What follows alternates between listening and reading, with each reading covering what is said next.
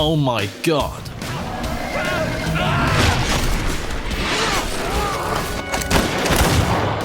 But of course you'd have to convince me. And I'm gonna need both types of convincing. You think you can handle being physical with me?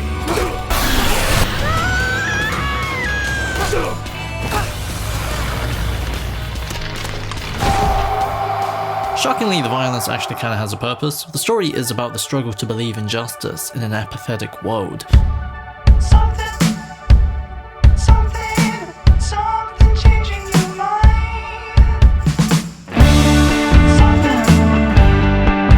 Justice League Warworld can be divided into 3 mini-movies. The first features Wonder Woman inside a revisionist western, a genre where ideas of law and order are not supported by anything but flawed individuals who don't have to if they don't choose to, because they're all in the middle of nowhere.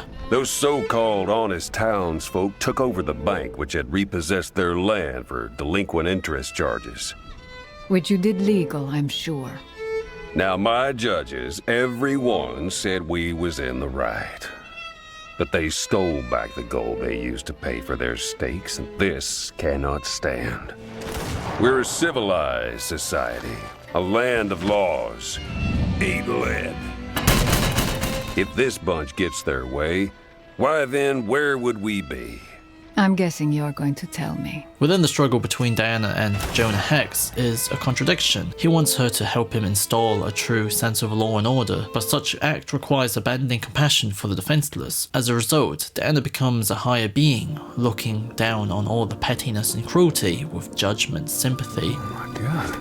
But also a level of dissociation. She's a ghost, kinda like Clint Eastwood in High Plains Drifter. In the second story, Bruce's arc is an inverse. He's an indifferent mercenary, only looking to get paid, but he's chained to a warlord who actually believes in the pursuit of justice within this harsh, unjust environment. A good man knows that the darkness will always be there, but stands against it anyway. Warlord's own men even looks down on Bruce for his indifferent apathy. As a result, Bruce actually begins to change and believe in something. In both Diana and Bruce's story, they lack their memories, so they're driven only by an instinctual, lonely individualism. What do you believe in? Steel, gold, Would you have stayed? The evil in the hearts of all men. There is no natural order of justice and goodness, just flawed people trying to make it work even if there's no assurance of it paying off within this super violent world. Weren't you the one who said good men stood against evil despite the odds? This is where Clark's segment comes in. He's an FBI agent in a 50s world where fear of the other rules over the American imagination, be it aliens or Russians. I'm thinking it's the Russians, sir. Another Sputnik. A UFO has landed in Smallville, and there's a diner filled with people in fear of the foreign, begging to be protected by the possibility of something un-American hiding among them. If I were you, I'd look to anyone who seems different. Foreign. There's 2 points of irony this story emphasizes. First, Clark is the real alien, and they all trust him. They look to him as a form of authority, someone to protect them, to the extent that his boss, Agent Faraday, is willing to bend reality to preserve his idea of what fits being American as, even going as far as killing innocent people. That one doesn't look anything like the others. How do you know? Look at it! Even if it's not with them, it doesn't belong here. You have to kill it. It's the only way to stop their invasion. And after you do, we'll put these 2 down. What? No! They're not aliens. Secondly, everyone in the diner are the aliens. Both of these points highlights the lack of objective reality when it comes to right and wrong. It could have changed its shape. Look like one of us. Project images into your mind. Confuse you. So what people need to do to overcome the fear is to re-examine how the familiar has always been made of the different and the foreign. I don't know what's going on.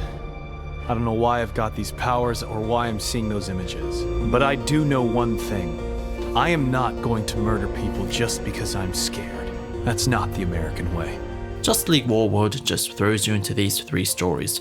3 wildly different genres and conflicts. There's no introduction explaining why the characters are in these unfamiliar worlds, but what guides you through everything is the way we get closer and closer to some form of familiar, stable morality. From Diana's confused instincts, to Warlord's belief in justice, to finally Superman's progressive convictions. Torture is wrong. Period. But then we get to the not so good ending. It's revealed the alien is Martian Manhunter strapped to a table, so this was all an illusion. They're all on Warworld, which is powered by hate, so everyone except for the Trinity are clones from across time and space, and are used in simulations to harvest their emotions. Jean had spent months inside everyone's head in order to free them, which I guess exonerates Bruce from the people he seemingly killed. Mongo is also looking for the key to unlock the Warworld's planet-killing powers, which he thought was in Jean, but seemingly not. So we could actually fire the damn thing. I get the idea that Jean is supposed to represent some sort of all-around goodness, with us a step up from Superman, since he and a white Martian are able to overcome their differences to join and sacrifice themselves to destroy Warworld, so no one can have this sort of power. Someday it may fall into worse hands even than Mongols. But the film never really minds with this in any deeper way, as a thesis. Furthermore, the Trinity's amnesia doesn't go anywhere. There's fun bits like Clark telling Bruce he'd make a good detective, who's like, nah. I doubt it. And I kinda dug how they all just agree to stay and fight for Jean, leading to a moment where the fight is off screen and you just see the white Martian sweat. The sense of climactic release comes very specifically from the sense of arrival at the familiar. We spent so much time trying to make sense of these indifferent worlds filled with moral confusion that to see everyone back as confident, recognizable symbols of justice while kicking ass is pretty cool. There's an army of warriors between us and him. I'm strangely comfortable with those odds. But then we get to this really baffling cliffhanger where they just tease the next movie before abruptly cutting to credits. That is nothing compared to the crisis that is to come. This ending sucks so hard that I went from loving this film to having a sarcastic wow. I can sort of respect it in terms of the film is confident in being exactly what it wants to be. It opens and ends with action. It doesn't spend time with things it's not interested in. There's a followable theme, and the abruptness feels like a declarative statement, saying I don't have anything more to say, so bye-bye.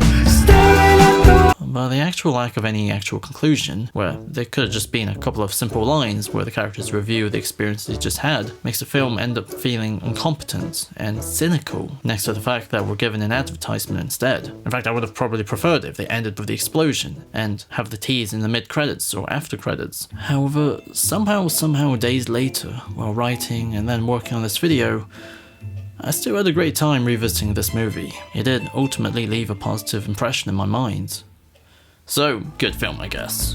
I don't know. Staring at the wall, I know you really love the color. We picked it out over the phone.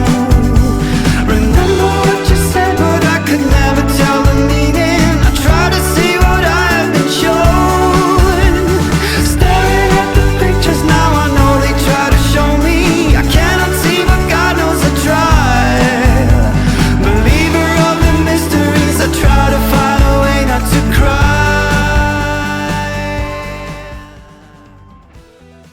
So this was the Justice League Warworld video. Here it is. By the way, new channel is here. It's called Implicitly Boring. The first video should be on John Wick. So, cool. Special thanks to everyone on Patreon. And more stuff, guys.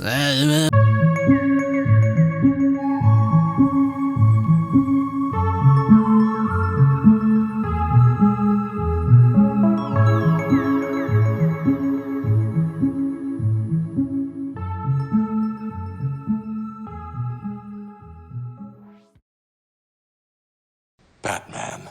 It's called disassociation, Bruce.